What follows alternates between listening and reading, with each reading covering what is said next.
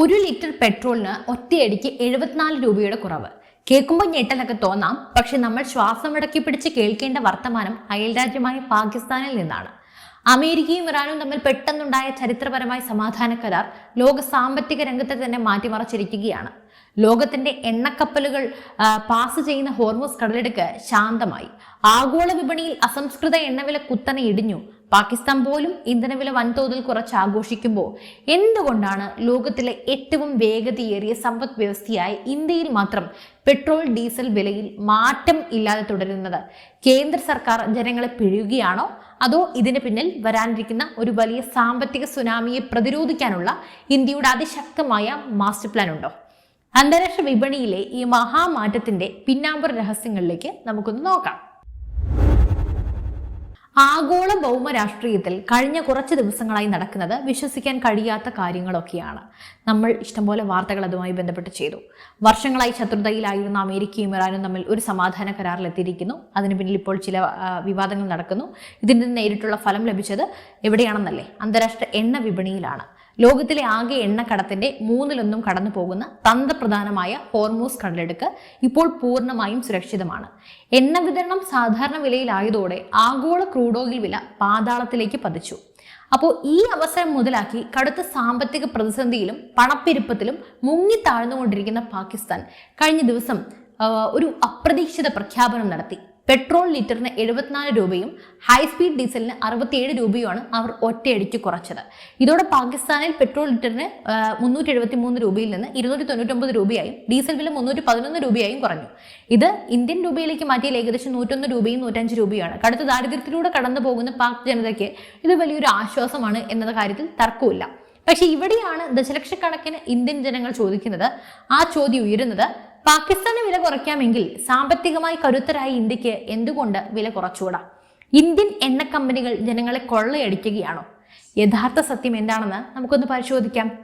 ഇന്ത്യയിൽ വില കുറയാത്തതിന് പിന്നിലെ ഒന്നാമത്തെ കാരണം മനസ്സിലാക്കണമെങ്കിൽ നമ്മൾ അല്പമൊന്ന് പിന്നോട്ട് സഞ്ചരിക്കണം. ഉക്രൈൻ റഷ്യ യുദ്ധവും അമേരിക്ക ഇറാൻ തർക്കവും കൊടുമ്പിരി കൊണ്ടിരിക്കുന്ന സമയത്ത് രാജ്യാന്തര വിപണിയിൽ ക്രൂഡ് ഓയിൽ വില ബാരലിന് 100 മുതൽ $140 വരെ ഉയർന്നത് നിങ്ങൾക്ക് ഓർക്കുന്നുണ്ടാകും. ആ സമയത്ത് പാകിസ്ഥാൻ ഉൾപ്പെടെയുള്ള രാജ്യങ്ങൾ തങ്ങളുടെ നാട്ടിൽ ഇന്ധനവില ലിറ്ററിന് 300ഉം 400ഉം രൂപയാക്കി കൂട്ടി ജനങ്ങളെ ദുരിതത്തിലാഴ്ത്തി. എന്നാൽ ഇന്ത്യ ചെയ്തത് എന്താണ്? ഭാരത സർക്കാർ തങ്ങളുടെ ജനങ്ങളെ ആഗോള വിലക്കയറ്റത്തിന്റെ ആഘാതത്തിൽ നിന്നും സംരക്ഷിച്ചു. അന്ന് അന്താരാഷ്ട്ര വിപണിയിൽ വില കുതിച്ചുയർന്നിട്ടും ഇന്ത്യൻ പൊതുമേഖലാ എണ്ണ കമ്പനികളായ Indian Oil, Bharat Petroleum, Hindustan Petroleum എന്നിവ ഇന്ത്യയിൽ വില കൂട്ടിയിട്ടില്ല. ആഗോള വിപണിയിൽ വില കൂടിയപ്പോഴും ഇന്ത്യയിലെ സാധാരണക്കാരന് ഭാരമുണ്ടാകാതിരിക്കാൻ ഈ കമ്പനികൾ നഷ്ടം സ്വയം സഹിച്ചു. 1 ലിറ്റർ പെട്രോളും ഡീസലും വിൽക്കുമ്പോൾ ദശലക്ഷക്കണക്കിന് രൂപയുടെ നഷ്ടമാണ് അന്ന് ഈ കമ്പനികൾക്കുണ്ടായത്.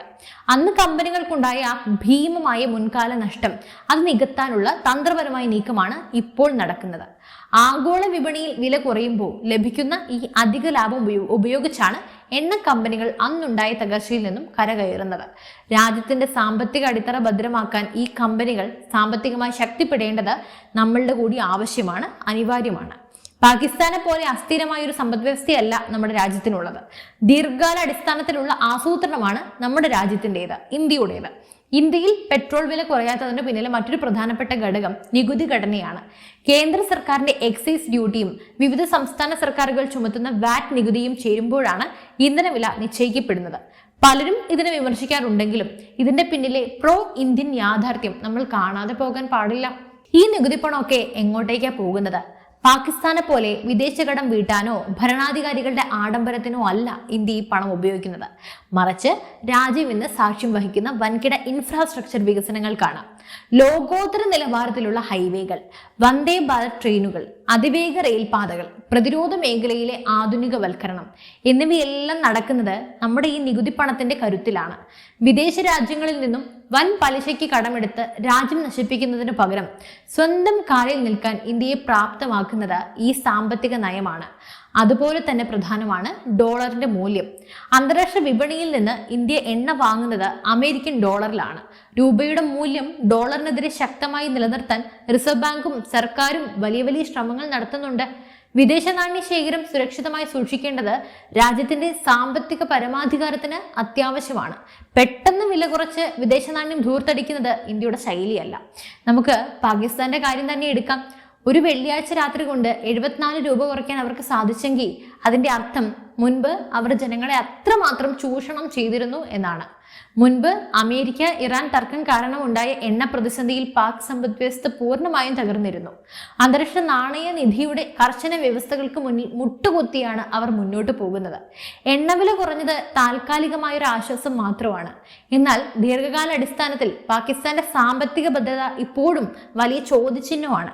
എന്നാൽ ഇന്ത്യയുടെ കാര്യം നോക്കൂ. ഇന്ത്യ റഷ്യയിൽ നിന്നും മറ്റ് സഖ്യരാജ്യങ്ങളിൽ നിന്നും കുറഞ്ഞ വിലയ്ക്ക് എണ്ണ വാങ്ങാൻ തന്ത്രപരമായ നയതന്ത്ര നീക്കങ്ങളാണ് നടത്തിയത്. പാശ്ചാത്യ രാജ്യങ്ങളുടെ ഉപരോധങ്ങളെ പോലും കാറ്റിൽ പറത്തിക്കൊണ്ട് സ്വന്തം രാജ്യത്തിന്റെ താല്പര്യങ്ങൾക്ക് മുൻഗണന നൽകിയ നേതാക്കളാണ് ഇന്ത്യക്കുള്ളത്. റഷ്യയിൽ നിന്നും വില കുറഞ്ഞ ക്രൂഡ് ഓയിൽ വാങ്ങി റിഫൈൻ ചെയ്ത് യൂറോപ്പിലേക്ക് തിരിച്ചു വിറ്റ് ഇന്ത്യ വൻ ലാഭമാണ് ഉണ്ടാക്കിയത്. ഈ തന്ത്രപരമായ നയമാണ് ഇന്ത്യയെ ലോകത്തിന്റെ സാമ്പത്തിക വളർച്ചയുടെ എഞ്ചിനാക്കി മാറ്റിയത്.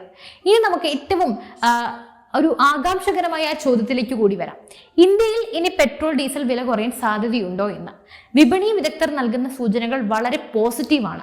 അമേരിക്ക ഇറാൻ കരാർ ഒപ്പുവെച്ച സാഹചര്യത്തിൽ വരും മാസങ്ങളിലും ലോക വിപണിയിൽ എണ്ണവില കുറഞ്ഞു നിൽക്കാൻ തന്നെയാണ് സാധ്യതയുള്ളത്. എണ്ണ കമ്പനികൾ അവരുടെ മുൻകാല നഷ്ടങ്ങൾ ഇതിനകം തന്നെ ഒരു പരിധിവരെ നികത്തി കഴിഞ്ഞു. അതുകൊണ്ട് തന്നെ വരും ദിവസങ്ങളിൽ ഇന്ത്യൻ എണ്ണ കമ്പനികൾക്ക് മേൽ വില കുറയ്ക്കാനുള്ള സമ്മർദ്ദം ശക്തമാകും. ഇതോടൊപ്പം തന്നെ മറ്റൊരു പ്രധാന ഘടകം കൂടിയുണ്ട്. വരാനിരിക്കുന്ന സംസ്ഥാനങ്ങളിലെ തിരഞ്ഞെടുപ്പുകൾ രാജ്യത്തെ പണപ്പെരുപ്പം നിയന്ത്രിക്കാനും ജനങ്ങൾക്ക് നേരിട്ട് ആശ്വാസം നൽകാനും കേന്ദ്ര സർക്കാർ തീർച്ചയായും വലിയ നീക്കങ്ങൾ നടത്തും.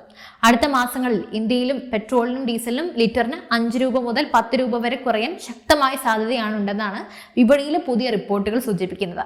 അത് സംഭവിക്കുക പെട്ടെന്നായിരിക്കും. ഒരു സർപ്രൈസ് പ്രഖ്യാപനത്തിലൂടെ ഭാരത സർക്കാർ ജനങ്ങൾക്ക് ആ ദീപാവലി അല്ലെങ്കിൽ ഉത്സവകാല സമ്മാനം നൽകാൻ സാധ്യതയുണ്ട്. മറ്റൊരു തരത്തിൽ നോക്കുമ്പോൾ പാകിസ്ഥാൻ വില കുറച്ചതും ഇന്ത്യ കുറയ്ക്കാത്തതും വലിയൊരു അനീതിയായി തോന്നാം. എന്നാൽ ആഴത്തിൽ ചിന്തിച്ചാൽ ഭാരതത്തിന്റെ സാമ്പത്തിക ഭദ്രതയും ദീർഘവീക്ഷണത്തോടെയുള്ള നയങ്ങളുമാണ് ഇതിന് പിന്നിലെന്ന് മനസ്സിലാക്കാം. താൽക്കാലിക ജനപ്രീതിക്ക് വേണ്ടി രാജ്യം കടക്കെണിയിലാക്കുന്ന പാക് നയമല്ല ഇന്ത്യക്കുള്ളത്. എണ്ണ കമ്പനികളുടെ സാമ്പത്തിക ആരോഗ്യം നിലനിർത്തിക്കൊണ്ട് രാജ്യത്തിന്റെ വികസന കുതിപ്പിന് ഭംഗം വരുത്താതെ വരും ദിവസങ്ങളിൽ കൃത്യമായ സമയത്ത് ഇന്ത്യയിലും വിലക്കുറവിന്റെ ആനുകൂല്യം ജനങ്ങളിലേക്ക് എത്തും. രാജ്യത്തിന്റെ സാമ്പത്തിക പരമാധികാരത്തിന് വേണ്ടിയുള്ള ഈ കാത്തിരിപ്പ് തീർച്ചയായും വെറുതെ ആവില്ല. ഭാരതത്തിന്റെ ഈ തന്ത്രപരമായ മുന്നേറ്റത്തെ കുറിച്ചപ്പോൾ നിങ്ങൾക്ക് എന്താണ് തോന്നുന്നത്? നിങ്ങളുടെ അഭിപ്രായങ്ങൾ തീർച്ചയായും താഴെ കമന്റ് ചെയ്യൂ. മറ്റൊരു വിഷയമായി വീണ്ടും എത്തും വരെ നന്ദി.